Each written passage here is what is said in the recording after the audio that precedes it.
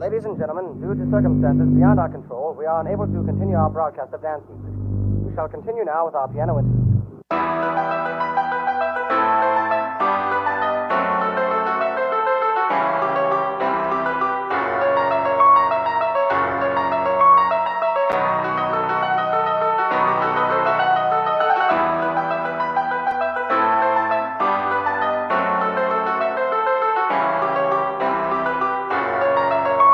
Nephilim Death Squad sticker pack.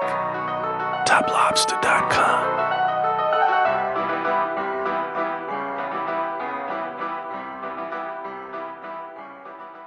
We are being hypnotized by people like this. Newsreaders, politicians, teachers, lecturers. We are in a country and in a world that is being run by unbelievably sick people. The chasm between what we're told is going on and what is really going on is absolutely enormous. Oh yeah, dude. There's some Nephilim shit. It's like we all know what's going down, but no one's saying shit what happened to the home of the brave. These motherfuckers, they controlling us now, and no one's talking about how they made us fight to be slaves. And everybody's just walking around, head in the clouds, who won't awaken to a dead in the grave. But then it's too late, we need to be ready to raise up. Welcome to the end of days. Everybody is slaves, only some are away. Welcome back, everybody, to Nephilim Death Squad. I am David Lee Corbo, a.k.a. The Raven. That is the father of disinformation, Top Lobster. And this is a special edition of Nephilim Death Squad, something that we're still kind of figuring out the name. Dissecting the book of Revelation, maybe, is what we'll go with. But here to guide us along that journey, returning for the second time in 2 weeks, is Ed Mabrie. Last time we did an episode, Ed, we just kind of whetted everyone's appetite about, you know, what we're going to be getting into. And so I would say this is the first official episode of that. David, one thing, your mic seems just a little bit hot, but I wanted to congratulate Ed on not only, I mean, you're making our Mount Crushmore, but you're also breaking records. First back-to-back episode, and then first person to be on 3 times. So I'm happy that it's you. I'm happy that it's you. Because when I heard you on Tinfoil Hat, I was like, this is the guy. This dude. Yeah. No, I'm honored. I'm glad. Thanks to you guys for having me. I really appreciate it. And let me know how my mic. I'm turning down the my input down a little bit. Oh no, your levels were good, Ed. It was okay. David that was. Oh, okay. I thought you meant my levels. Okay, gotcha. Yeah, no, you're good. So yeah, again, thank you for coming and doing this with us. I guess this will be our first actual episode. The last one was a primer. Right. I just tweeted out to the people, if you want to know why you feel like you're living through biblical prophecy, this is a good place to start. Yep, this video here, and I truly believe that. I'm excited for you to get into it. So, I mean, take the floor, Ed. Let us know. Yeah. So again, thanks for having me back. I'm excited to do this. This is like my passion is just teaching in general, and this book specifically because it's such a fascinating book, and it's so apropos for these times. And so last time, gave an introduction, and we talked about the perspective of it, like the divine perspective, that this is, the revelation of Jesus Christ, which God gave him. So this is God the Father, Jehovah, Yahweh, talking to Jesus and revealing his plan back to Jesus, after he first ascends, and after his death and resurrection, and Jesus kind of giving him a download, and that we get to eavesdrop on through the Apostle John, who has the honor and the privilege of writing down these visions. And so, yeah, these are a bunch of several visions that he was given. It says in the first few verses that God, Jesus, sent and signified it, rendered this conversation between the Father and the Son into signs. So for the churches, for all the churches, we're going to talk specifically about the 7 churches that were given this message, but it's a message for everyone, and we'll see exactly in a bit why it's such a global message and how those 7 churches translate to all of the churches. So you could technically say that the first 3 chapters of Revelation are technically the most important for us, because I think they are a part of the present, whereas the rest is the future. And I'll talk about what that means in a moment. But just to set the stage of where this is happening. So you have the Apostle John. He's one of the original 12 disciples. This is about 95 AD. So he's an old man at this point. He's probably in his 80s, late 80s. And He is the last living disciple. All the other ones have been martyred, including the Apostle Paul, which wasn't one of the 12, but he was, obviously a very important apostle. He wrote most of the New Testament. They're all gone. They've all been killed. He's the only one who's left alive. He's actually the only. It's believed he's the only one who died of natural causes. But at this point, he has been arrested. He's on an island called Patmos. It's kind of a penal colony in the middle of the Mediterranean, like off of the island of Crete. And it says he was in the spirit on the Lord's day. Most of your Bibles will say that. But I think a more accurate description is he was in the spirit on the day of the Lord. Okay, what does that mean? What's the difference between the Lord's day and the day of the Lord? Well, when you say the Lord's day, a lot of people think that means Sunday. He was in a spiritual state on a Sunday. Well, maybe, but I don't think that's what was happening. First of all, Sunday worship. John was a Jew. He worshiped on the Sabbath on Saturday. So Sunday worship didn't really become a thing until like Roman Catholicism around the 3rd, 4th century started to become powerful. So no, it said he was in spirit on the day of the Lord. The day of the Lord in the Old Testament is that final period of judgment that Christians call the tribulation, the last 7 years of human rule on the earth. So he was basically saying he was transported to the future. This is like an overall statement. I was transported spiritually to the day of the Lord, the time of the final judgment where he renders everything out. And he was given this vision and told to send it to 7 churches in Asia Minor, which is modern day Turkey. So these 7 churches are Ephesus, Smyrna, Pergamum, Thyatira, Sardis, Philadelphia, and Laodicea. So why these 7 churches? They all had very specific issues, problems, and opportunities that relate to us individually, church communities, and to all of church history. And these are actually epistles written by Jesus. So, we have the epistles of Peter, the epistles of Paul, epistles of John. Well, these are epistles of Jesus. These are Jesus's own, his 7 testaments, you could say, to the churches. And so the next thing, John turns to see who was talking to him and saying, hey, I've got this vision for you. And he turns and he sees a vision of Jesus, but it's not like the Jesus he saw. This is the first set of signs. He sees Jesus. He said he had hair the color of wool. He had feet that were like bronze. He had a white robe and a golden sash, and he walked among 7 lampstands, and he had in his hand 7 stars. Okay, these are all signs. Like the white hair is a sign of purity. The bronze feet are a sign of judgment. Bronze is considered in biblical terms, it symbolizes judgment, because bronze was the metal that could retain heat, and judgment is always through fire. His long robe was priestly. The gold sash was royalty, because gold was the material of royalty. So he's a king, he's a priest. He has conquered judgment because judgment was at his feet. So again, in these terms, that's why it's really so important that we read the Bible, any part of the Bible, or frankly, any ancient text, with the context of the people who it was being written to, and their culture, not ours. So in their culture, something being under your feet meant you conquered it. So that means Jesus conquered judgment. And the 7 lampstands were, again, those the 7 churches, and we're given a definition of the 7 stars in his hand were the 7 angels, the 7 angelos, or messengers of those churches. And as that chapter ends, the first chapter ends, John is given an outline of the whole book. John is told to write the things you have seen, the things which are, and the things which shall be after these things. The Greek word for after these things is metatauta.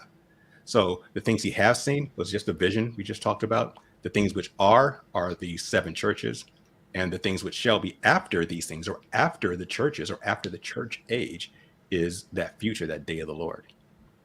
Ed, if I could interject for a moment. Yeah, go ahead, please. Just listening to the way you're talking about this, especially when you said, I forgot what the terminology you used was, but God put all this in signs. Yeah, signified it. Yeah. So what's interesting about that is this is, something that's incredibly important, and it's literally written in signs. Mm-hmm. And as a culture today, we've lost that. We're so far from that art form, being able to understand that. And in fact, if you do look for signs and symbols and trying to understand them and the meaning and the hidden message of things, that's you're a conspiracy theorist. So it's just phenomenal to me that to hear you say that is like, oh, the ways in which you might argue my brain is broken, right? I'm looking too deep into things. I'm trying to understand meaning, under layers when really it's should be taken at face value. We talk about it quite often on this show. Hollywood and the music industry, they inundate you with symbols. The language is still alive and well, but it's being utilized by only one side of the fence, and the general public is nullified to it. We don't even understand what we're looking at. And here we have God putting this incredibly important message in symbols. We should always have been able to understand symbols, and we've lost that entirely. Exactly. I'm gonna get way ahead of myself and just kind of expound on what you said. In Revelation chapter 12, which we'll obviously get to down the line, there is this other very complex vision of a woman who is clothed with the sun, with the moon at her feet, 12 stars above her head, who's being chased by a dragon while she's giving birth to a child. The whole point of that is that's a story. These signs, these symbols, they are all stories. What's the old saying? A picture's worth 1,000 words. You see a symbol, there's a whole story in that. Why is that important? Because I think we may have mentioned this before. I know I talk about it all the time on my podcast on faithbyreason.net, that stories are the language of eternity. Stories are eternal. Any story you've heard, you can just put yourself in that story at any point, and it's like you were there. Like, for example, when I was growing up, I grew up on Star Wars, the original Star Wars, not the crap that Disney has been doing. But my favorite movie is The Empire Strikes Back in the Star Wars series. And I love it because it's a chase film. It has Luke learning about the Force from Yoda and all that kind of stuff. I know what's going to happen. I've seen it literally 100 times, but I can put it on right now. I put it on, I think on whatever. I have my old DVDs of it. I'll still feel all the same things I felt, even though I know what's going to happen. And think about your favorite story. You can immerse yourself in that story immediately, and you will feel everything that you felt, think all the same things you thought, even though you know what's going to happen. Why? Because they're eternal. And God is eternal. Stories are the eternal language. So, and not only that, I just had to have my wife get me coffee because I saw you sipping on your coffee. Not only that, but like the stories are... What's a good way to put this? The stories themselves are eternal, right? If you're talking about like the hero's journey and things of that nature, one of my favorite films, and I don't know if you like it, but since you're a Star Wars guy, this may put us in direct opposition with one another. But I was a big Lord of the Rings guy. Oh, I love Lord of the Rings. There's no opposition. I'm a huge fan. It's a phenomenal story, and if you just take, the Return of the King, right, when it comes to Aragorn's story arc. If you take the suffering of Frodo Baggins, carrying basically the sin of mankind, right, in the form of the ring, and then you take the resurrection of Gandalf, it is the story of Jesus broken up into different characters that play different moments, and there's a reason why that movie is so... I mean, even Harry Potter, The Boy Who Lived, there's a lot of biblical... sort of flavoring, not even flavoring. I mean, it's essentially a ripoff, of different elements of the Bible. But the reason Star Wars, Harry Potter, Lord of the Rings, these are, we just named 3 of the biggest blockbuster films in history. And the reason that they resonate so deeply and they are so successful is because they're biblical in nature. And these stories are ancient and eternal. Yeah. I love that you said that because you were getting on one of my favorite topics, and we'll go off topic. I don't care. We'll get back to it. But because I've done other podcasts that were different subjects that were in different areas about stories. I mean, because I love stories. There are only 5 stories, or 5 story themes. Every satisfying story you've ever heard is one or more of the following. It's either the hero's journey, which you just talked about. There is the journey of discovery. where that's so the hero's journey, that someone goes from obscurity, they learn they have something special about them, they get trained, they have the ultimate battle, and at the end they either get the love of their life, they get some kind of prize, they learn and grow and all that. So that part. Then they have the journey of discovery. That's Harry Potter. It's a journey of discovery. It's a person starts out not knowing who they really are, and somewhere along the line they learn who they really are, they learn their true power, and they learn to live in that power. Then you have the redemption arc, which Star Wars actually is. The big picture of Star Wars, the first, I would say the prequels and the first three was the redemption of Darth Vader.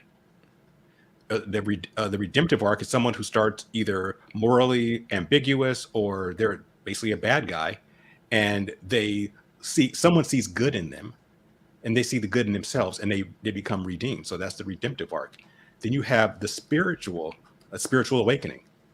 A perfect example of that is the Matrix. The spiritual awakening is about someone who it's similar to the journey of discovery, but it's all spiritual. It's about believing. Like Neo had to learn to believe. Then he got his power, and then he learned to live in it. And the last one is the tragedy. And then the tragedy, that's when someone pays the ultimate price for it's like the hero's journey, but the hero either loses something or often their life.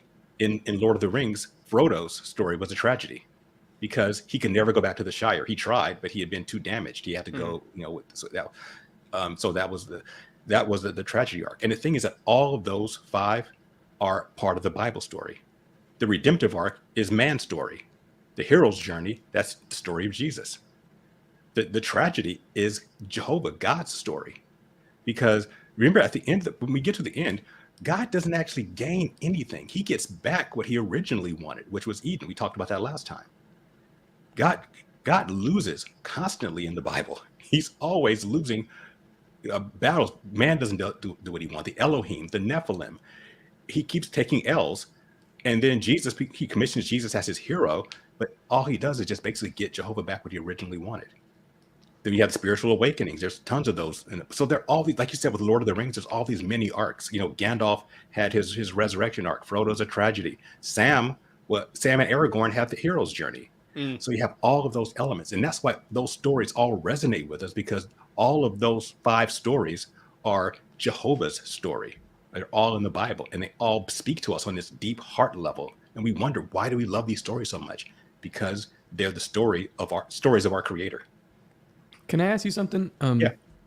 On the last episode, we spoke with Dr. Narco Longo, and he was putting out a theory that the fruit which Eve and Adam ate from was actually a mushroom. This is the tree of knowledge that opened up their eyes to see what was going on, and they weren't supposed to do that because when they were in the Garden of Eden, they were kind of like they were perfect beings until they weren't, right?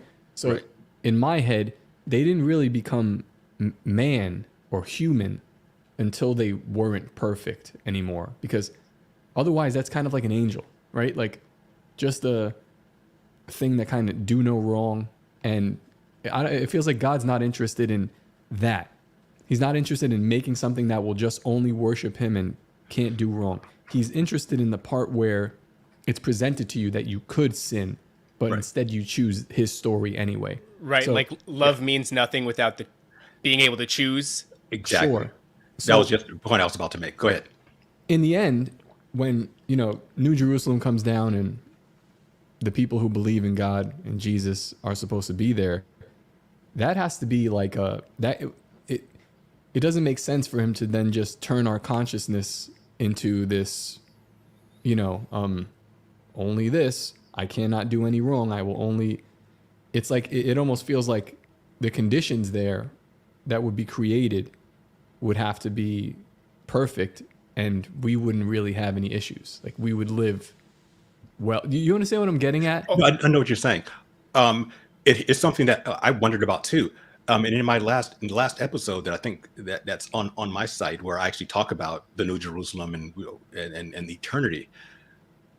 So we have this idea, a lot of Christians have this idea that once you get to heaven, like you're going to be zapped, you're going to know everything, and you're going to be perfect, and you're never going to make a mistake. No, it's clear when we get there, we'll see it, that we're going to make mistakes. Now, there's a difference between a mistake and a sin. A sin is about an intention of doing evil.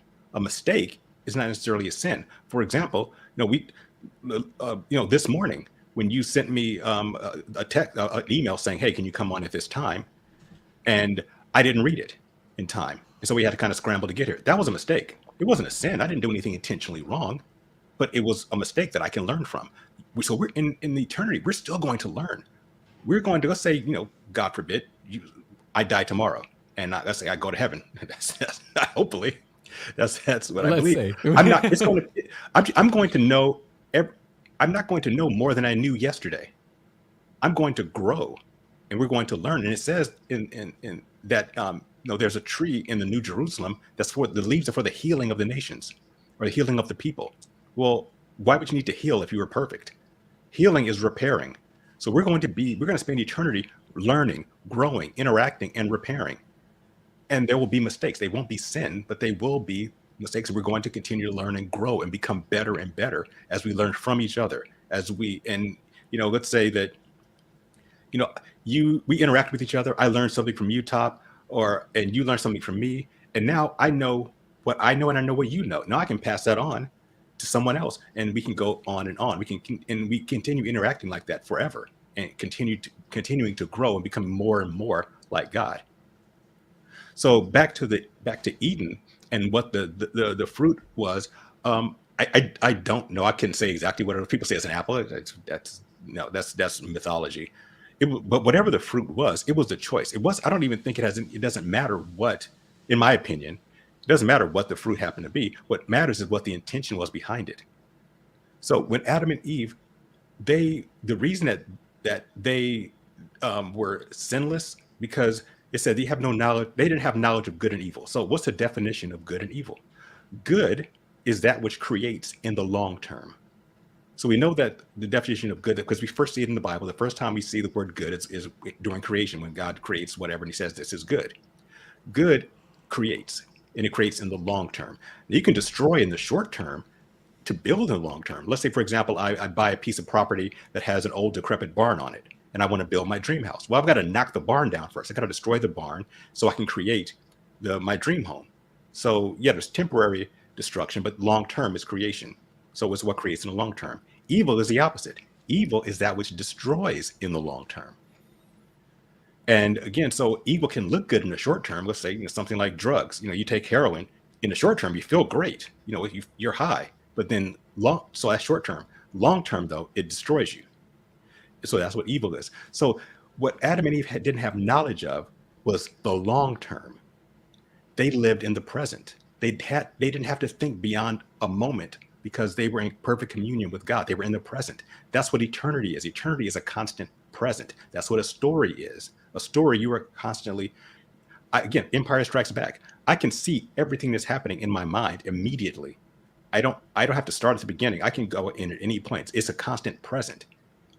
When they ate from the tree, what they did, they intentionally disconnected themselves from God. So they no longer lived in the present because they didn't have God. They're like, what? You eat this? I'm no longer, I disobeyed him. I'm not connected anymore. Now they have to start thinking about the long term. That's when they said, oh, what? It's like they unplugged from the Matrix. Right. It's like, I'm no longer covered. That term naked doesn't just mean that they were, didn't have any clothes on. It means they were uncovered. They were covered with light by Jehovah. I mean, there's a whole other story we can get into another time. They were uncovered. And they said, I need to cover myself because, they suddenly realized that they weren't perfect, that they, as you were saying, Top, they realized I'm human. I have flaws. I need to cover up because Jehovah's coming to walk with me during the cool of the day, which is what he would do regularly. So that's what the fall is all about. And that's in learning. So when the serpent, or the Nakash, the shining one is the actual definition, when he told him, hey, he told him a lie and a truth. He said, if you eat the fruit, you will not surely die. That was a lie. But you will be like the Elohim, like the God, knowing good and evil, knowing the long term. So he was correct with that. But they did die because death is the inability to repair. Life is the ability to repair. That's why we're alive now, because our cells are always taking damage, but we can repair it.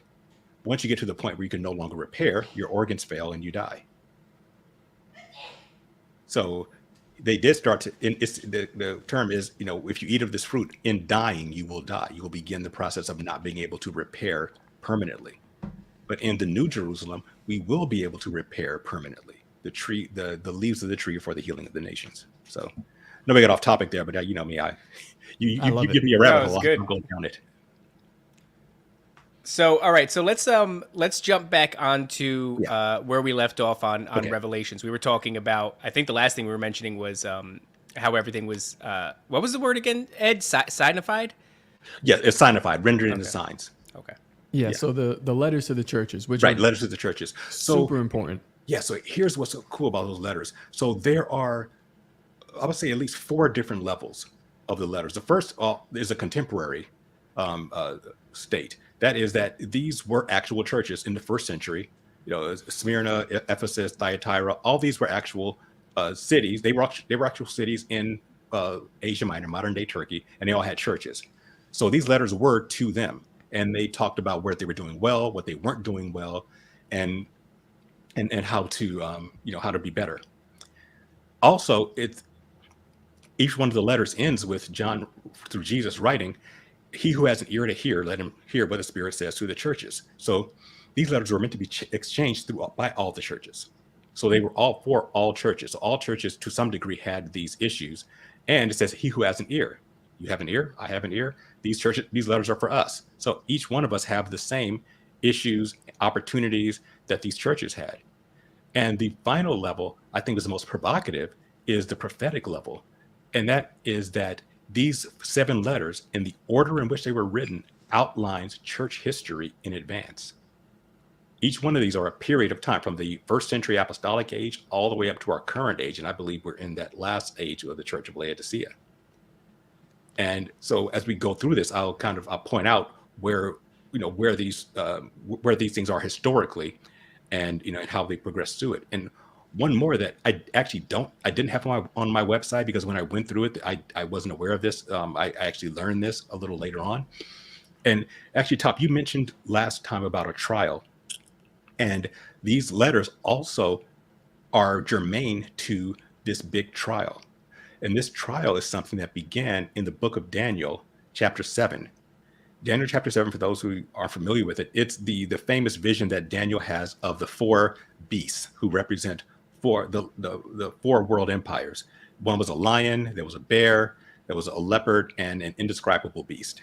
And when the prophecy is revealed, the lion was Babylon, which is the empire that Daniel was under. Then the bear was Medo-Persia, which was the next empire that actually Daniel lived through part of. Then the leopard was the Greek Empire, and the powerful, indescribable beast was the Roman Empire that was the strongest of the empires, and again, I think persists to this day through the Vatican, frankly, because the Roman Empire never fell. All those other empires were conquered. The Persians conquered Medo-Persia conquered Babylon, the Greeks conquered the Persians, the Romans conquered the Greek. No one ever conquered Rome. Rome just went from a senatorial, an imperial, a representative sort of dictatorship to a theocracy. And we're going to talk about that when we get to the letter of Thyatira. And it rules the world to this day. The Vatican still has enormous power. They spawned the Jesuits, and the Jesuits sponsored the world bankers, the Medicis and the Orsinis, who sponsored the Rothschilds and the Rockefellers, and all the 13 families and all that stuff, all of the other stuff we talk about in conspiracy theories. They're not even theories, they're conspiracy facts. I don't know at this point if we're just embracing the terminology or but we know what you mean. Yeah. But the point of this is that here's what was happening in this vision that Daniel saw in the spiritual realm. There is a law, a principle, that you have to speak something in one realm so that it manifests in the other realm. That is a principle. God did the same principle. He spoke the world into existence. He spoke the world he said, "Let there be light, let there be land," so forth and so on, and it manifested in the other realm, the physical realm. So that's what they have to do. So what was going on with these 4 beasts was the bad guys, the evil Elohim, the fallen angels, speaking their plan for how they're going to take over. Their plan is, we're going to take over this earth through these 4 empires. These successive empires ending with the huge empire, the Roman Empire, which will be the empire through which they're going to take over the world. So because they said it, it's going to happen. It is happening. We've seen it happen, but they've stated their will. Then after they stated their will, the next thing you see is a trial where Jehovah says, oh, okay, that's your plan.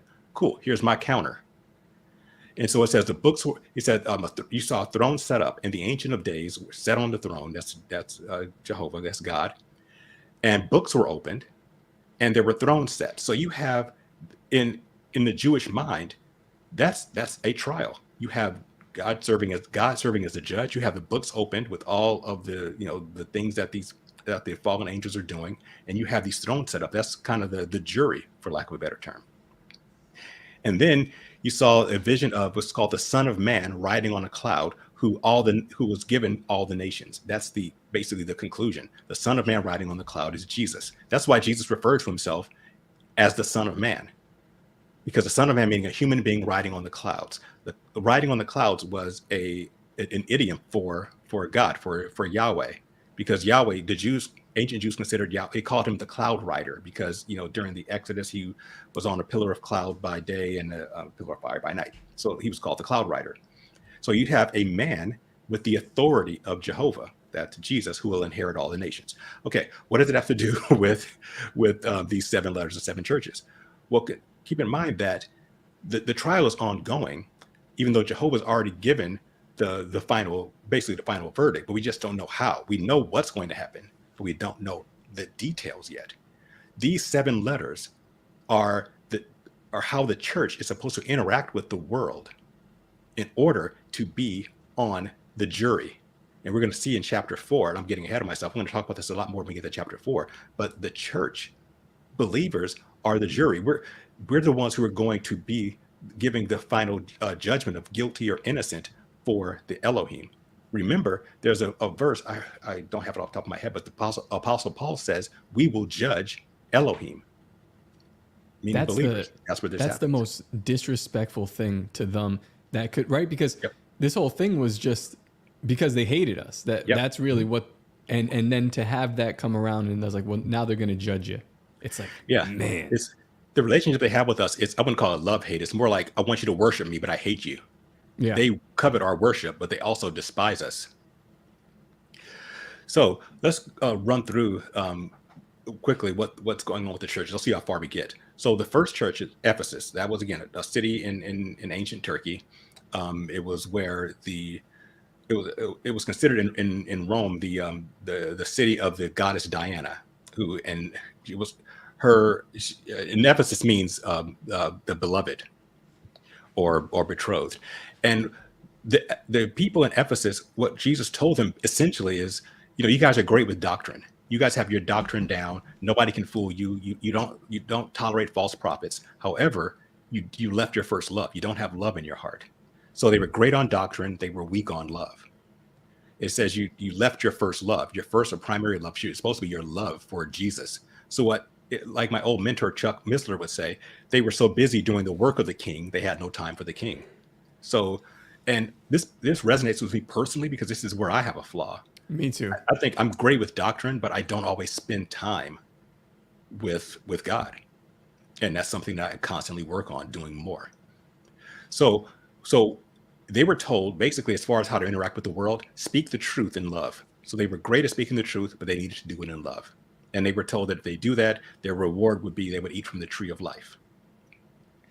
So the next church was Smyrna.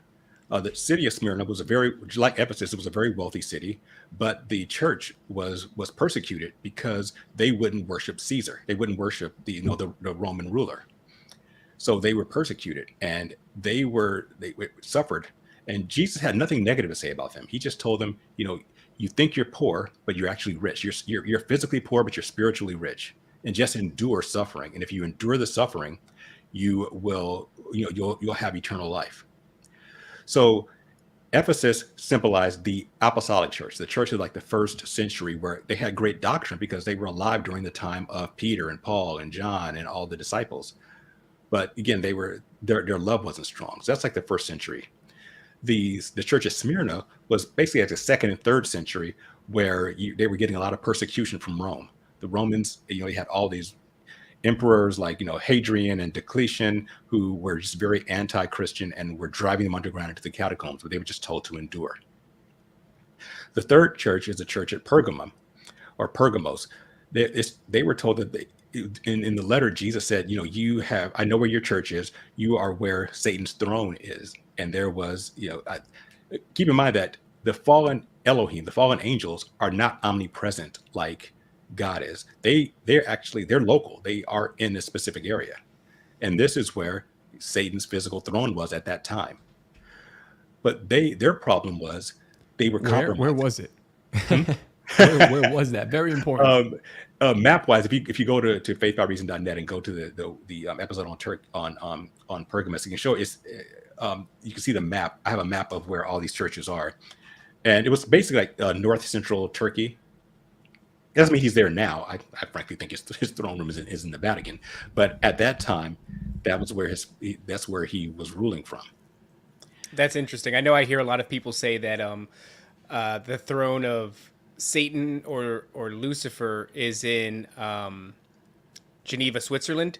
I kind of want to I just want to show this real quick and encourage our guys to go there. Someone in the chat said that they've been binge listening to Ed, so that's do that. Awesome. And check out his website too. Yeah, I'm sure we'll pull this back up as we, make our journey through. But important, go to the website. Yeah, please do. I mean, I'm giving you the big overview. I mean, I spend like a half an hour to an hour on each one of these churches, so you're kind of getting the Reader's Digest version. So the problem with Pergamum, and by the way, what's cool is that each one of these church names means something. Like I said, Ephesus meant beloved. Smyrna was myrrh. You could actually hear it in the Smyrna myrrh. Myrrh was one of the gifts that the wise men brought to Jesus, but myrrh was an embalming material. You had to if you squeeze it, and it has a strong scent, and they would use it for embalming. So the church of Smyrna, they were being persecuted. They were being squeezed. Then you have Pergamum, which per means mixed or undesirable, and gamos means union or marriage. So this means an undesirable or mixed marriage. This was a church that married the world. They compromised with the world for material stuff, for riches. And they were told, that, don't compromise. So their message was, don't compromise with the world. And this is indicative of the church of the 4th century during the time of Constantine. And this was the genesis of the Roman church. You know the story of Constantine. He was the last purely secular Roman emperor. He had this famous battle called the Battle of Milvian Bridge, where he was trying to reunite the empire. And he claimed he saw a sign of the cross before that famous battle with the words, "In this sign conquer." And he went out and he won the battle. And he says, okay, I saw the cross. I'm going to become a Christian now. And he legalized Christianity, which was a great relief to the Christians. They were not only were they no longer persecuted, but he favored Christians at court, and they were able to come out and they were able to actually become part of society. And because the Roman emperor favored them, they started gaining riches. Now, whether or not Constantine actually converted to Christianity is debatable. I don't think he did. I think he was just a savvy politician who realized that religion is a great way to unite people. And the Christian religion, these Christians, they were humble, they were hardworking. I think he found they would be the least offensive religion for him to get behind. But Constantine also named himself the head of the church. He called himself Pontifex Maximus, which is the same title that the Pope holds to this day. He calls himself that. So the first Pope was not Peter. Sorry to my Catholic friends out there. There's no evidence that the Apostle Peter, was ever a Pope. He never ruled from Rome. He never had any of the pomp and circumstance of the Pope. The first Pope was Constantine. He was the first person to call himself Pontifex Maximus and to lead a church stationed in Rome. His third successor, his next successor, he had two more successors that came after him, and they kind of went back and forth between outlawing Christianity again or keeping them around. But finally, his third successor, named Theodosius, he not only made Christianity, he re-legalized it, he made it the official religion of the Roman Empire. And he forced all the pagans to convert to Christianity under penalty of death, which was, not how you should get Christians, by putting a gun to their head.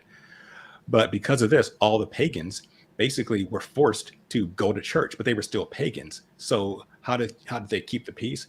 Well, they did it by compromising with the pagans and say, what, you can bring some of your gods in. We'll just rename them. we'll instead of calling them the gods of fire and harvest and all this, we'll just rename your gods after the saints. We'll call this god Peter, this one Paul. We'll take your festivals and we'll give them Christian names. That's why the festival of Sol Invictus, the sun god, whose birthday is December 25th, suddenly became the birth of Jesus. That's why Ishtar and Astarte became Easter. She was a goddess of fertility. She was a spring goddess. That's why we call it Easter. Easter, Ishtar, slight transliteration. And that's why you have colored eggs and rabbits associated with the resurrection of Jesus, because those are spring fertility symbols. And because Jesus wasn't born anywhere near December 25th, he wasn't born in winter. He would have froze to death in a barn in winter. There would not have been shepherds in the field in the winter because the sheep would have froze. Jesus was probably born in late summer because, again, shepherds in the field, late summer. But it has nothing to do with his birth. It has to do with amalgamating paganism and Christianity. And that's why you have all these odd symbols and festivals in Catholicism, because that's part of that amalgamation. Ed, what do you think about the idea of when that is done? Is it automatically a bad thing, or is it a good thing to hijack? Some people would argue like hijacking this pagan entity's holiday and then aiming all your worship at Christ is almost like sort of like sticking your nose up at this entity. And is there any value in that, or does it become valueless because you're predicating it on bad information in the sense that he wasn't born on that day? Good question. And this is something that I've struggled with, and because I still celebrate Christmas with my kids, but I know what I'm doing. I think it's about two things. One is about intention, and I know what the truth is. And my wife and I, we've had discussions back and forth. Should we still celebrate Christmas? I don't call Resurrection Day Easter because I just don't. But the whole Christmas thing, having a tree, I think that because I know that I'm not worshiping a pagan deity, again, I'm still conflicted about it, to be honest with you, because the thing is, whenever you compromise, whenever good and evil compromise, evil always wins. You can't. If you take pure water and you put a drop of poison in it, well, you don't just get water that's that's just a little polluted. No, you just get diluted poison. So you have to be, if you're cognizant of what you're doing, then you go with it. It's the same thing like with any other agenda that you see out there. If there's someone who is physically a male and wants to call himself she, I'll call you she. But I'm not going. But especially where I live, I'd probably get fired if I didn't. But I know the truth, and what I'm doing is I am being a part of the culture, but still remaining who I am. And I think they're biblical. Not mandates, but they're biblical advice about that. You can be in the world, but not of the world. I still have to function here. Yeah, pay render under Caesar. Yeah, exactly. Like, don't get your head cut off for that. Yeah, right.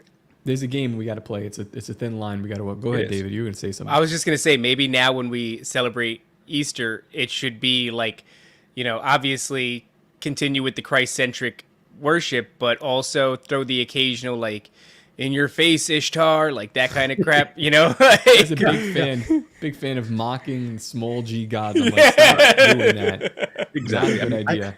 I think sometimes, because we can go overboard sometimes with certain things. Like, no, there was a church I was attending a while back when the Harry Potter books first came out, and they say, kids, you cannot read Harry Potter because it's witchcraft. I'm like, okay, I get what you're saying, but I mean, are you doing more harm than good? If you let them know, hey, this is just fantasy. This is no different than any other fantasy book you're reading. Mm-hmm. Just because you read a book about someone casting spells doesn't mean you're going to start casting spells. And there are people who disagree with me, and if your listeners do, hey, so be it. I'm not going to tell you you're wrong. Maybe I'm wrong and you're right. Maybe we should be, extremely strict about it. And I know people there are people in the church I used to go to who were formerly witches who said, hey, you should not get anywhere near this stuff. And I respect that. And so I'm open to being wrong about it. But I also think we need to be judicious in the way in what we do and how we do it. You got to be careful too, because you tell a kid you can't do this, and that's what they're going to want to do. And if you don't, you don't give them adequate reason as to why it's like, well, listen, this is a glorification of witchcraft, and witchcraft is used in such and such. I mean, there's human sacrifice going on to this day. Explain it to them. Explain it to them what was going on in the olden days and today, and what this is talking about. It's just a clever, disguise for pushing this idea into. And you know what, Top? If you don't do a good enough job explaining it to them, you run the risk of them rebelling against the thing that is keeping them from enjoying it. Yeah, and it becomes a whole thing. But I do like what Victor Jones in the chat said. Christians are taking over all the pagan holidays. Toyota-thon is next. The Christians are coming for Toyota-thon. There you go. All right, so let's continue with these churches. So Pergamum it represents I would call it the medieval church of maybe like the 5th through the 8th century, the beginning of Catholicism. Then the next one you have is the church at Thyatira. This was a church that they were praised by Jesus for their good works. They did a ton of good works, and it says that your good works will increase. However, he says, I have something against you in that you tolerate this woman Jezebel. So there's two ways to look at that. One is this Jezebel spirit, because the original Jezebel was, we saw her in the book of First Kings. She was married to the Israelite king Ahab, and she led the nation into idolatry. Interesting fact about me. First girlfriend named Jezebel. Go ahead. Really? Unbelievable. Really. She's a very nice girl, though. She wasn't. Yeah, that's not a good thing to name your daughter. Yeah, they were retarded. Okay. There we go. Oh shit. But so that was the spirit of idolatry. So and what does idolatry have to do with the good works? Well, if you think that your good works are what's going to save you, then you've just made your works an idol. You made it over God.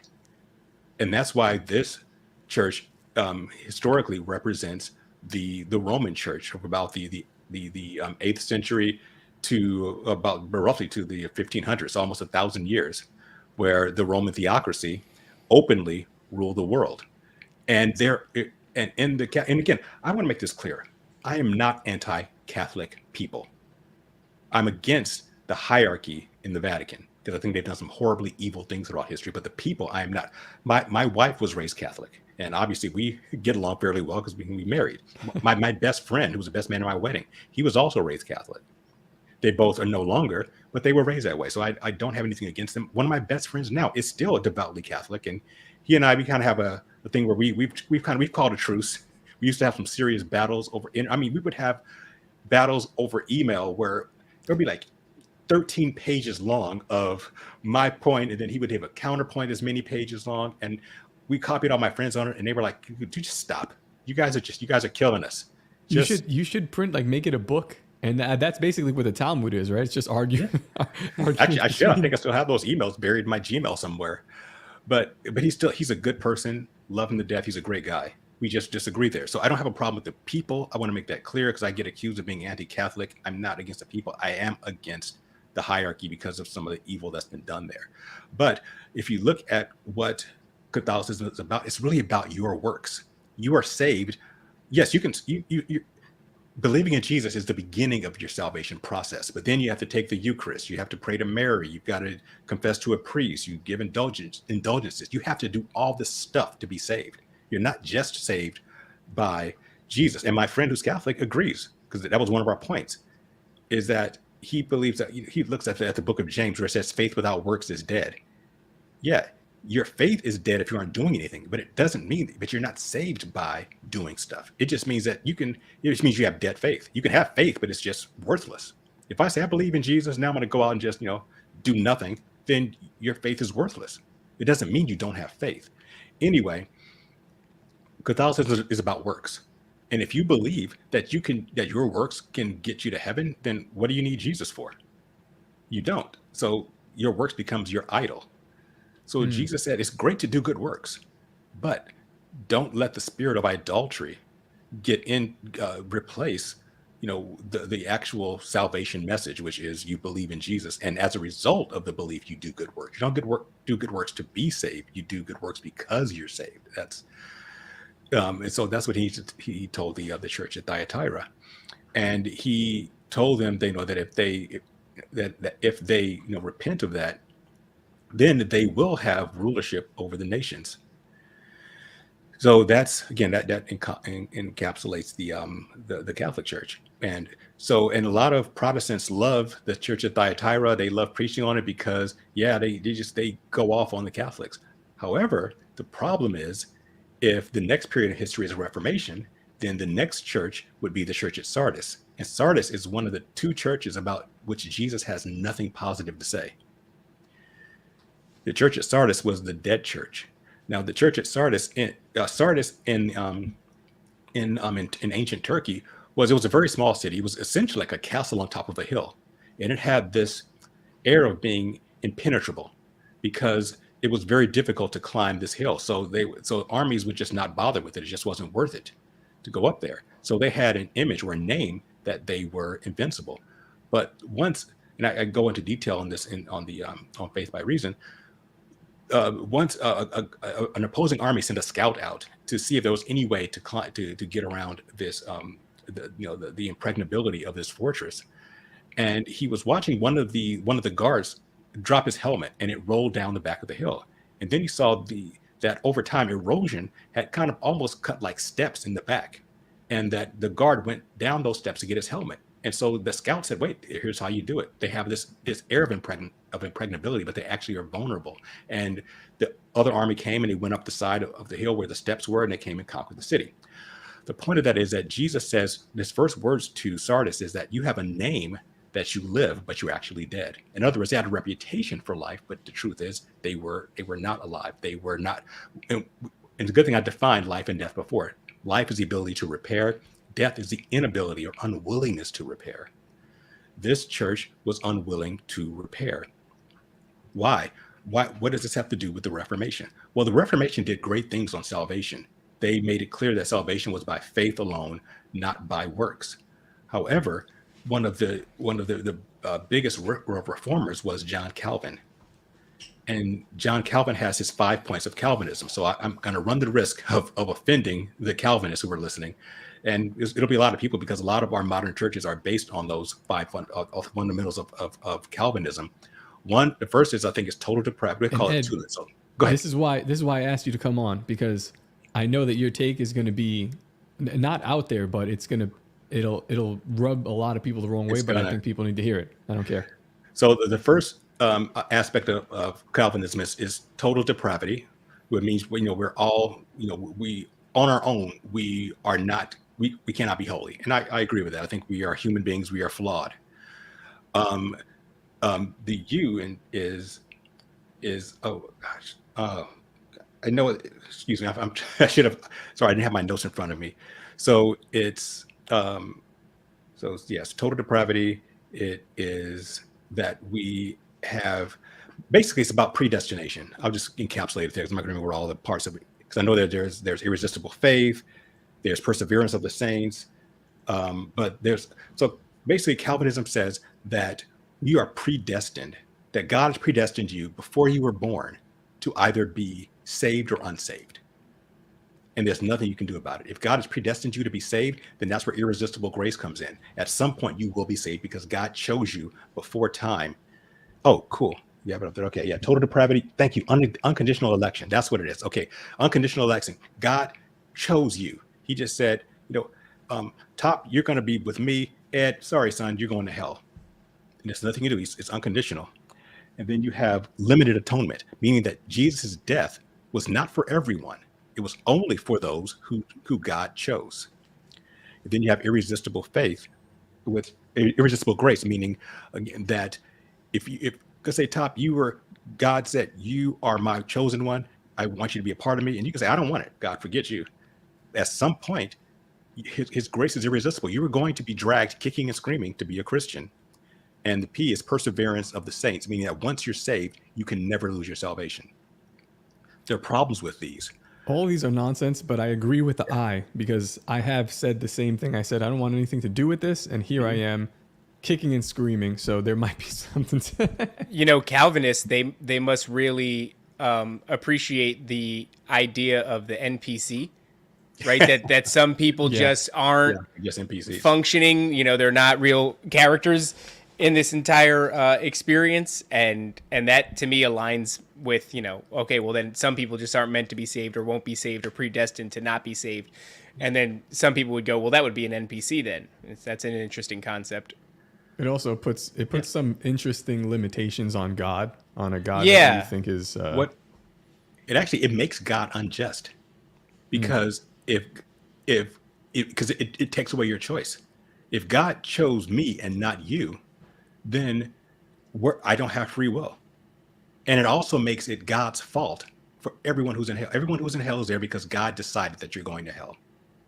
That means that God decided before you were even born, before you were even a baby, when you were completely innocent, God already decided, yep, you're going to hell.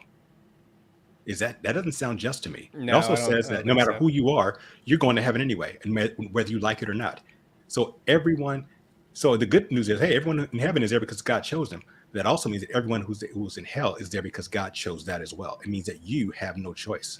This might be a little bit off of the topic, but do you think that there is such thing as someone being irredeemable, like that some people are just beyond redemption? Because I personally don't think that. I don't think that means that I have to like a person, but their eternal salvation and relationship with God doesn't hinge on whether or not I like them. So when people get really upset, they go, "Oh, name an evil historical figure." Well, Dr. did they Fauci. get Dr. Fauci? Is Dr. Fauci going to get redemption? Is that okay? It just means you can act however you want and you can find redemption in the end and salvation. And it's like, well, I don't have to like Dr. Fauci, you know, but I don't think that anybody is beyond redemption. I don't think that you could put limitations on God in that way. And I think as long as that's genuinely your choice, is to repent and to ask for forgiveness, then that's there for us. As long as you have the ability to choose, you can be redeemed. Now, here's the thing: if you live a life of debauchery, and on your deathbed you say, "Okay, I'm dying now." If you're lucky enough to be I won't say control your death, but be at a time where you're going to die and you don't die in an accident or something. And you can do that. You can have a genuine deathbed confession, but you're not going to have any reward.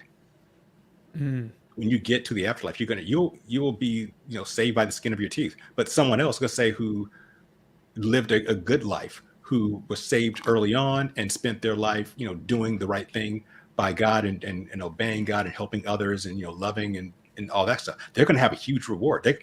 Jesus talks about this in his teachings and his parables. If you break them down, Jesus' teachings were in two categories. They were either salvation or reward.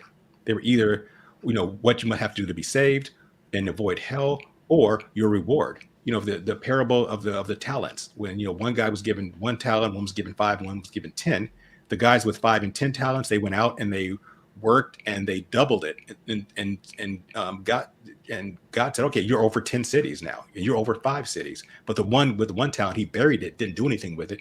He was still saved, but he had no reward.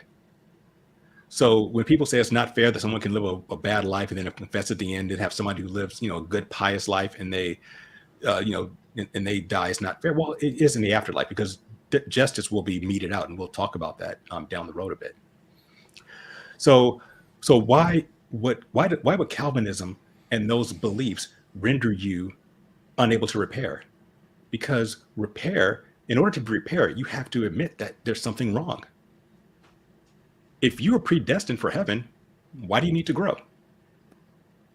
You have no incentive to repair. You have no incentive to grow. You have no incentive to do good works. I'm already going to heaven. I've been predestined. Because I prayed the sinner's prayer, that means that God chose me before I was even born. There's no point in growing. If you're not growing, if you're not repairing, then you're dead. And so Jesus said, hold on to that which you have, which is still alive. And the only thing that they had, which was their salvation. So he basically told this church, you guys, you're not doing well. The best you can do is just be saved at this point, because you're not doing good works. You're not growing. If you're not growing, you're not alive. Every one of us, our cells are dividing. We've all reached adulthood, but I have 2 young boys. They're growing. They're getting taller every day. But then, when they can reach adulthood, your cells are still dividing and growing and repairing. You're alive. But once you stop doing that and you become stagnant, then you're not alive anymore. You're dead. You're of no use to anyone. You're talking about 35, right? That's when you start to everything. Right. You started, but you can still repair. Okay. And I'm older than you guys. My knees make noise now. I wake up with things hurting I have no idea why this hurts. but I'm still alive. I'm still repairing. So that's what he told this church. And he also told them that they have to be watchful. So they weren't watchful. And again, if you're completely saved and you are chosen and you can't lose your salvation no matter what, then again, there's no point in doing anything. So the question is, can you lose your salvation? No, but you can give it up. God will not take away your salvation, but you can stop believing. You have a choice. So that's kind of a counter to the whole once saved, always saved. And that's again controversial. A lot of Christians believe that once you get saved, then God will not allow you to ever be unsaved. I think a great explanation or an example of that is Kanye West right now. As you're kind of describing it. Listen, I don't really know what's going on with the guy, if this is all show, but you went from, Jesus is king to my wife's walking down Paris naked with no shoes on. And it's like, whoa, what happened? You're opening up a porn agency? I don't know. That guy, I think he just has some serious, he needs serious, I think he's bipolar. I mean, I have my degrees in psychology. I think he is seriously bipolar and he needs help. And I think he's too arrogant to really get the help he needs. I think he has some serious mental issues. Well, I think for him too, it's probably they would love to, based off of those text messages from his handler, they would love to drug him into oblivion. And so I think it's very, you don't know who to trust. I'm sure he struggles with that a lot, and not to apologize on behalf of the guy or anything like that. But I always look at him and I'm like, man, I couldn't imagine being subjected to the hurdles that guy's being subjected to. So, I'm sorry, something's beeping. It's a beeper. I don't know if that's me or you guys. That's not me. That's not me, no. Okay, hold on a second. Give me 1 second. Let me find out what's going on here. But yeah, that idea of Kanye West being, I would originally, I would originally push back with the mental illness on him, but I do think that he does have some sort of mental illness. And after talking with Marzinski and all that, it's like, I just think this dude is the mental illness, what we're describing as an illness, is probably just a proclivity to be able to talk with or be influenced by, entities more readily. And I think that he's being he is the center of a tug of war match. Yeah, if you believe in that, in what we talk about, the entities that do want these influential people to do whatever. I mean, they're pulling real hard on the Jesus side, and then they're pulling real hard on the other side, the Nephilim side. And that guy is just he's an open antenna and he's being pulled back and forth. I don't know if the drugs will do it for him, because that's those are sedatives, it's not gonna.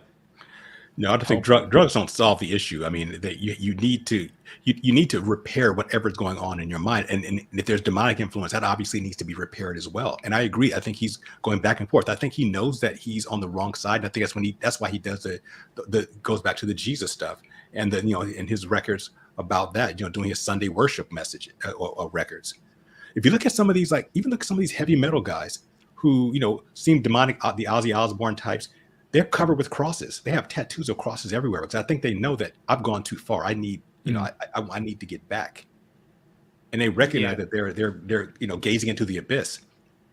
That's why I always try to give these people a little bit of the benefit of the doubt, just because it doesn't mean that you should champion them or make them your heroes, but it's they're probably much closer to seeing the definitive proof that this is spiritual warfare than the vast majority of us will ever be. As far as they're not being able to see it, they've peeled off the rat race or the the financial issues that most people have in the bottom of I need to do this to get. They're well beyond that, so they're seeing from a higher vantage point, and they definitely see it. But let's talk about Revelation. Yeah, sure. Yeah, I'm almost done with the churches, and we can wrap up. So that was That was Sardis. They were told to be watchful, but I want to wrap up with this with Sardis. They said, Jesus says, if you are not watchful, I will come upon you as a thief, and you will not know when I come.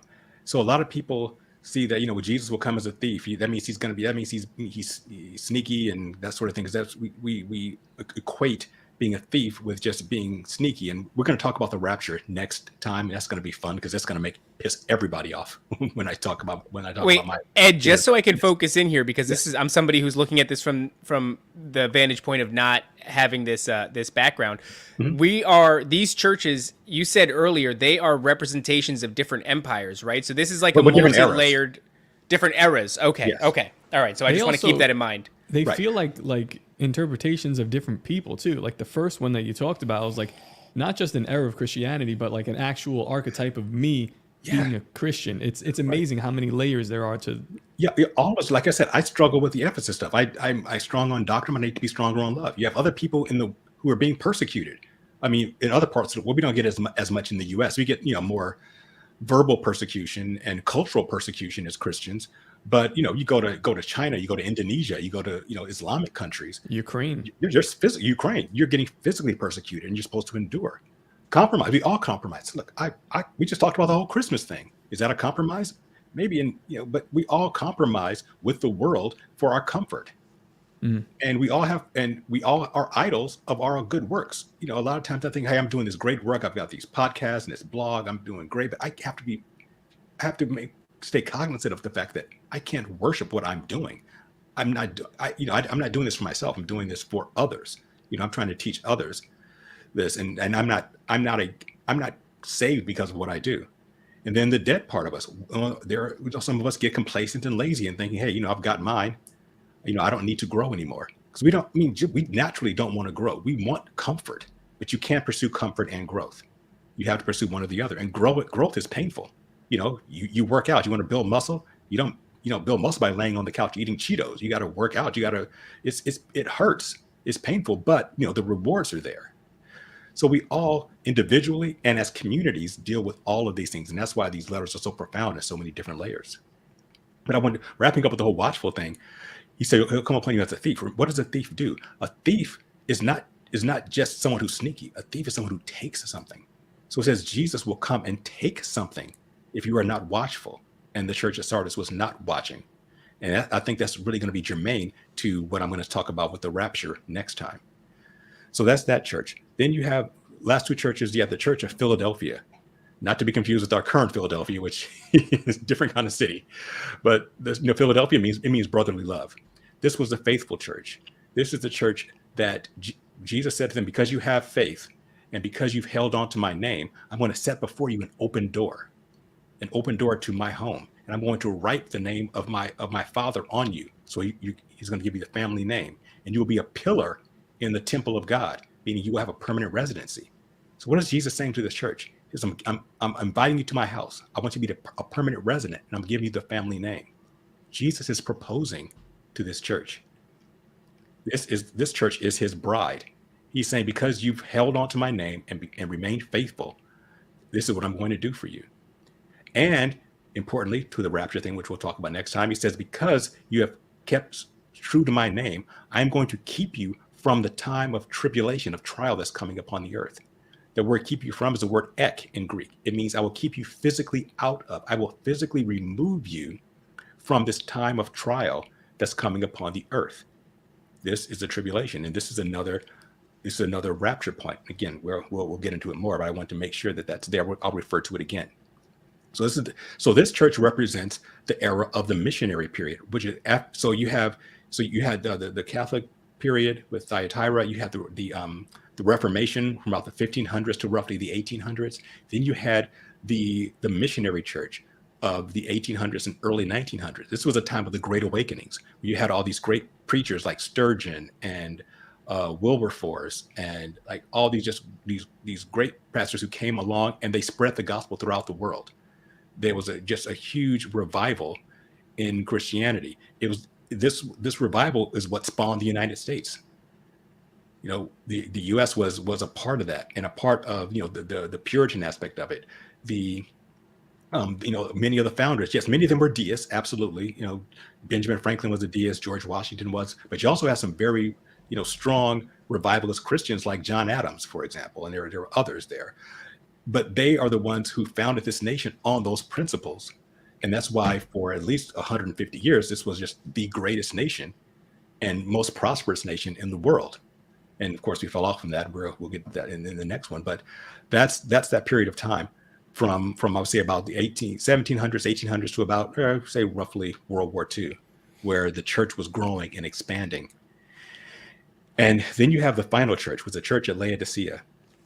This was a church that would not take a stand.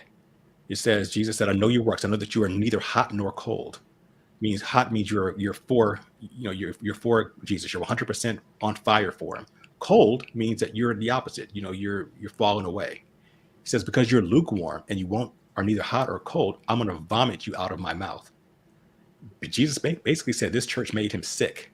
Hey, Ed, can I just say that this is like, I hope this isn't a obviously moment, but yeah, I think of the church today and their complacency and their willingness to adopt worldly views and sort of compromise every which way, just to almost, it doesn't even seem to bring in followers of the church as much as it is just to stay relevant and stay part of the conversation. They're willing to do really, I mean, I've seen debaucherous things, you know what I mean? Where it's like, I've seen them host some sort of drag queen events in churches.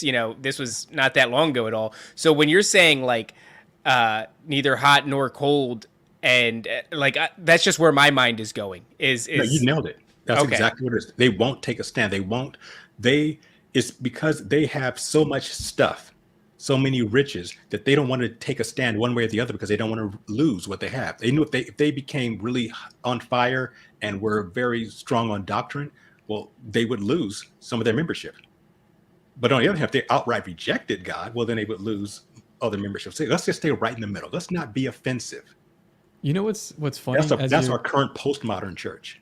As you're saying this, like through these 7 churches, I'm a musician, so I'm thinking about, I just looked up the modes to make sure I had them right, where you have Ionian, Phrygian, Lydian, Mixolydian, and the last one is Locrian. And Locrian is it's the 7th note of the scale before it repeats itself in the octave, and it's based off of a diminished 7 flattened fifth, which is like a diminished chord. I don't know if you've heard it before, but it's like 3 dissonant notes that do not go with each other. And then the next mode is Ionian again, which is the major, the C major. We're back to something that makes sense and is whole. And then it goes back through those steps again from minors to majors to the most dissonant, and then back and resolves itself. I don't know. I'm thinking of like the overlap there of those 7 churches, and this 7th one is the worst one and is the worst sound. But if applied correctly, it could be beautiful passing chords. And then what comes next seems to be good order. Right. No, that's awesome. I love that. I want to learn more about that. That's interesting because I think that God speaks to us on so many levels, and he wants to hammer his message home to us in so many different ways that it would not surprise me if those chords resonated in some way with the themes of these churches. This is funny right here because Top does this, and every time he does it, I enjoy it. But the audience knows Top bringing back to sound and frequency. But like, I don't think that he should be sorry, because I believe it was Nikola Tesla, right, that famously said, and I know he likes this quote, but that if you want to, all right, what's the quote, Top, by Nikola Tesla? If you want to understand the world, you have to understand vibration frequencies and something else. I'm with it. Everything's vibrations. So this would be your C major chord, right? Okay. It's beautiful. The Locrian, the 7th of that would be this. It's a B diminished.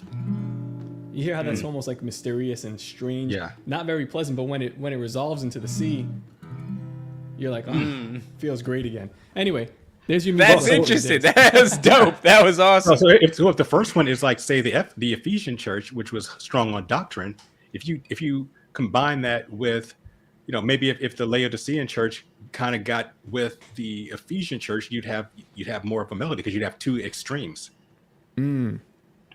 Yeah, there's a lot to that. I don't know. Well, I think this is everything that, especially when you bring up this sound and frequency thing. Juan Ayala, shout out Juan.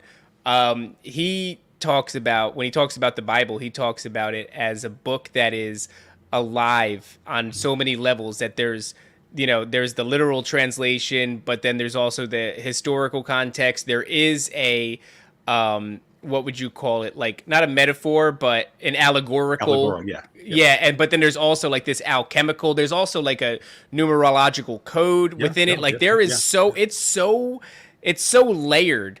It's almost why I feel like a lot of people can't like I have trouble reading it because it makes me feel stupid. If I read something else, it's like, it's not insulting me. If I read, whatever the book is like, it wants me to read it. If I read the Bible in the very same way that we talked about how we have forgotten how to absorb and translate symbols and their meanings, the Bible does not care if you don't know how to do that. So if you don't know how to do that and you don't know how to understand it, you can come away feeling stupid. And that's very much how I felt in the past. I'm like, this feels high level for some reason, but rightfully so, because it is. Think of how many, it's funny, how many people call the Bible stupid.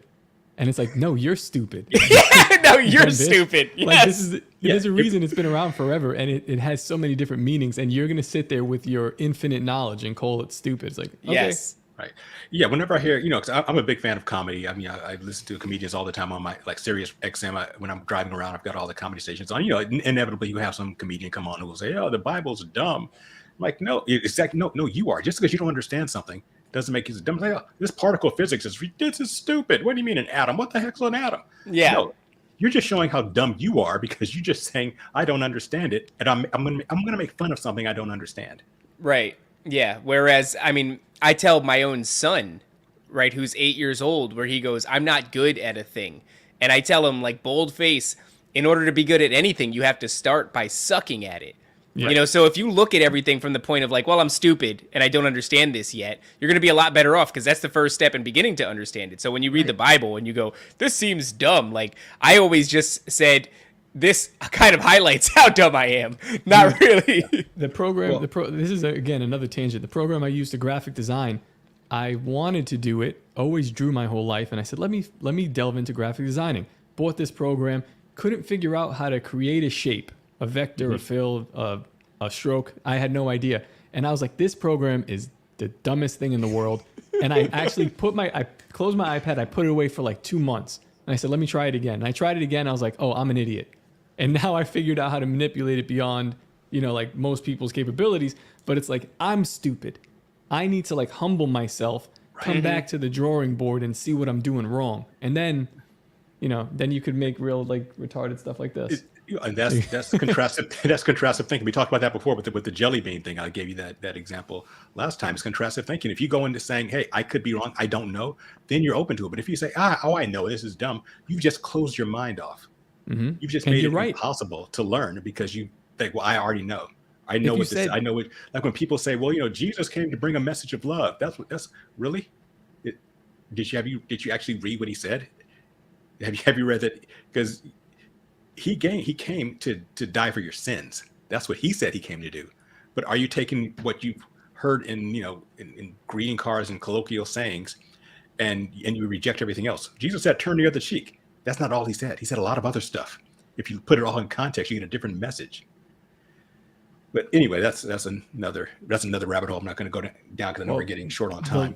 The letters to the church are exactly what you're talking about, where he's hitting every single aspect of what you need. Because we all like our comfort. And he's setting it the way that you're presenting it. It sounds as though he was, you might even say, like, ruthless in his critique. Very. Oh, dude, if you really read not just these 7 letters, but if you read the Gospels, Jesus was hardcore. I mean, he called his disciples stupid. I mean, he doesn't say those exact words, because if you're reading it in the polite King James, he'll say, "Oh, though you guys are just slow of learning." That's basically saying you're an idiot. Yeah, basically slow of learning. He's not lying. That's and this is before we started the show. I said the reason I do what I do is because, like, I don't. If we're continuing to not say things, we're lying. And the best way to avoid that is just say exactly what you mean and be direct and to the point, and people get it. Unless you're telling a parable, which is he's very good at that too, but he's also very direct in the Bible. Yeah, he is extremely direct. I mean, he would tell, there's the story about when a Gentile woman, because he came to the Jews first. That's what he was there for. He was there to be the anointed one, the Messiah, the Mashiach of the Jews. And a Gentile woman came to him asking for healing, and Jesus tested her, and he said, it's not right to give the children's food to the dogs. He basically he didn't call her directly a dog, but he's comparing her to one. And she said, well, yeah, but even the dogs eat the crumbs from the table. Jesus, okay, you pushed into me. I pushed back against you. You pushed in. I can tell you want it, and he healed her. But that didn't seem like a nice way to do it. What was he doing? He was challenging her to see, how bad do you want this? So that's not the kind, sweet, magic teddy bear that we always think of him as. No, Jesus was hardcore. That's one of the things that I think is a mechanism by which they turn people off from Christianity. Right. I think it's something that has been, it's like a straw man has been created over time, and that straw man is incredibly unappealing, and on the surface even looks weak and gullible and all these different things. And it's not the case. It's a bad representation, but people fight the straw man, and they go, no, I don't want to be associated with that. Because Jesus said, she's just this big, he's this tall, bearded, long-haired hippie walking around saying, peace and love, brother. Right. Not really. Well, he looked nothing like that, and that was not his message. I like the idea of pushing back against Jesus or against God, about testing the spirit. Yeah. Because that's something that one of our friends we spoke to on the show, he's in experiencing some like entities and things like that, and he's not sure which way they're coming from. And Tony Merkel actually gave him the great advice of test the spirit. Like that's actually something that we should be doing, like push back. And I'll say this, God is okay being challenged. That's something that, we don't really think about when you read it. When you read the Bible, you see that not only is God okay being challenged, he welcomes it. Remember the story of Abraham with Lot, and when, and in Sodom and Gomorrah, when, God said he was going to destroy Sodom and Gomorrah. And what did Abraham do? He started negotiating. He said, well, if you find any holy people there, will you destroy it? Job said, no, I won't. So he was okay with being pushed back against. So he's fine with that. He didn't make us automatons. We're not NPC. Hopefully, most of us are not NPCs. He wants to interact with us. And interaction means going back and forth. So you can challenge him and say, is this really from you? Because I'm not sure. Mm-hmm. I'm not going to do this until I know when. I do this all the time. Like, what? I think this is what you're saying to me, but I'm not going to move until I know 100% it's from you. And I think he honors that. I do the same. I do the same thing. I'm doing it right now. So hopefully, pray that I get some answers. Will do. So I'm going to wrap up with talking about how the end of the church. So Laodicea is the final church, and they were the one. Oh, and Jesus ends with a scathing indictment of Laodicea. He says, "Behold, I stand at the door and knock. If anyone hears my voice and opens the door, I will come into him and dine with him." Now, a lot of churches have used this as like their benediction. Behold, I stand, or their altar call. Calling people to be Christians. But when you actually look at it in context, Jesus is a scathing indictment of the church. Jesus says, behold, I'm outside of the church knocking to come in. I'm standing at the door. That means Jesus isn't even in this church. He's like knocking to come in. And he's saying, if anyone in there hears and comes out to me, then I will be with you. But he's saying this church is like, this church is done. I'm sick of them. If any of you are in this church, want to be with me, listen to me for knocking and come out of the church and come to me. So that's why this is the church in the worst shape. And unfortunately, I believe it coincides with our modern church, which, again, won't take a stand on anything and just wants to be comfortable. So how does a church age end? My thought, and I do this throughout Faith by Reason, where I talk about what, for lack of a better term, the dispensations. And I hate using that term because people will say, well, you're a dispensationalist and you believe all these things that the dispensationalists believe. And I don't. I just use dispensation to denote different eras of time where God deals with people differently. You have the dispensation of innocence with Adam and Eve. He dealt with them a certain way. Then after that, you had the next dispensation with the flood, where the Nephilim were, and he dealt with people differently. Then you had the patriarch, and then you have the law, and you have this grace. Each one of those dispensations ended when man chose themselves over God. The age of innocence with Adam and Eve ended when they decided to choose themselves over God. The flood, that era ended, or the antediluvian period ended when people chose the fallen angels and the Nephilim over God. The patriarch, the era of the patriarch with Abraham, that ended with when Pharaoh chose himself over God. And then the law, the era of the law ended when, again, they had Jesus there and they said, nope, we don't want you. We choose ourselves over you. So how would the church, if that's true, and it may not be, but that's my theory, how would the church age end? How would the church choose themselves over God? Well, there's an interesting thing that happened in the 60s, something called the godless Christianity movement. It was during this time when, during the 60s, it was a very turbulent period of time when, there was a lot of secularism and atheism creeping into universities, and Christianity was being challenged as it hadn't been challenged before. People were asking the questions, if God is good, why is there evil in the world? So forth and so on. And the church didn't have answers.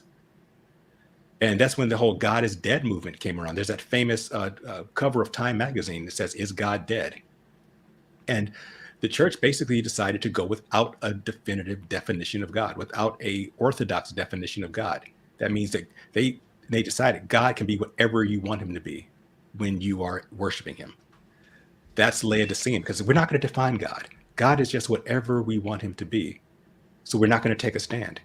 And in that way, that's almost self-worship, because it's self-preservation. Yep. It's abandoning the word of God to preserve yourself. Yeah. If you define what God is, then you're greater than God. If you're greater than God, then what you're worshiping is the God you created. So that's you worshiping yourself over God. So that's how I believe this age is going to end. And obviously I think that means that we are in that stage now. So if the dispensation technically ended in the 60s, well, where are we now? Well, I frankly think that we're being given one more generation to repent. And because if you look at the way all the dispensations end, they don't end immediately. Like when the Nephilim came down, God still gave them 120 years of Noah building the ark. They still had a period of time. When Jesus came and died and rose again, there were still 40 years before Israel was destroyed by the Roman Empire. Jerusalem. So it could be that he gives us one more generation to get it right. But I think we're fast approaching the end of that. And when the church ends, then we go to the next stage, which will be Revelation chapter 4, which is what we'll start talking about next time. But I'm going to talk about that ultimate controversy in eschatology, which is the rapture. So we'll talk about that next time and then get into. So this was kind of like the most grounded episode we're going to have. After this, we're going to get way into the supernatural stuff. After this, we're getting crazy. This is a great episode. Yeah, dude. And I mean, it was masterfully done right there. He was like, and then we're going to get into the eschatology of chapter 4. And I was like, man, this guy's good. Has he done this before? You would swear it's almost like he's done 60 of these. Yeah. You think I've done that before? Yeah, you think I've done this a couple times before? Yeah. Oh man, your website looks great on mobile. It doesn't look so great, but on desktop it looks really clean. Yeah, if you guys want to, please feel free to give me any pointers on that. I mean, it could be right because I'm using WordPress, and maybe I need to upgrade to something else. I don't know. Yeah, it's supposed to be mobile friendly, but sometimes the theme, if it's an older theme, it's a whole thing. I'll talk to you later about it. But guys, go to his website, faithbyreason.net, and I guess if you're available next week, we'll do this again. Yeah, I think I should be. Okay. I would say if we keep doing this Fridays, the only Friday I won't be available is like probably the last week of May, because I'm actually going we're leaving on May June 1st to go on a little family trip. But I'll inform you ahead of time. Tell you what, I'll get with you later on today or tomorrow, and send you an email and let you know what my availability is for next Friday. Perfect. I'm excited. I know the people watching are excited, and thank you again for coming on. Thank you. We'll see you next week. I don't know what we have planned next week. Anything, David? I I don't know what's going on next week either. I live day by day. But guys, don't forget, go to patreon.com/Nephilim Death Squad if you want to support the show, if you want access to the Telegram to come and hang and chat, talk about this content. You can do so by going to nephilimdeathsquad.com patreon.com/Nephilim Death Squad. And other than that, I guess that's it. That's it. All right, guys. We'll see you later. Peace out. The greatest hypnotist on planet Earth is a oblong box in the corner of the room. It is constantly telling us what to believe is real. If you can persuade people that what they see with their eyes is what there is to see, you got them. Because they'll laugh in the face of an explanation that portrays the bigger picture of what's happening. And they have.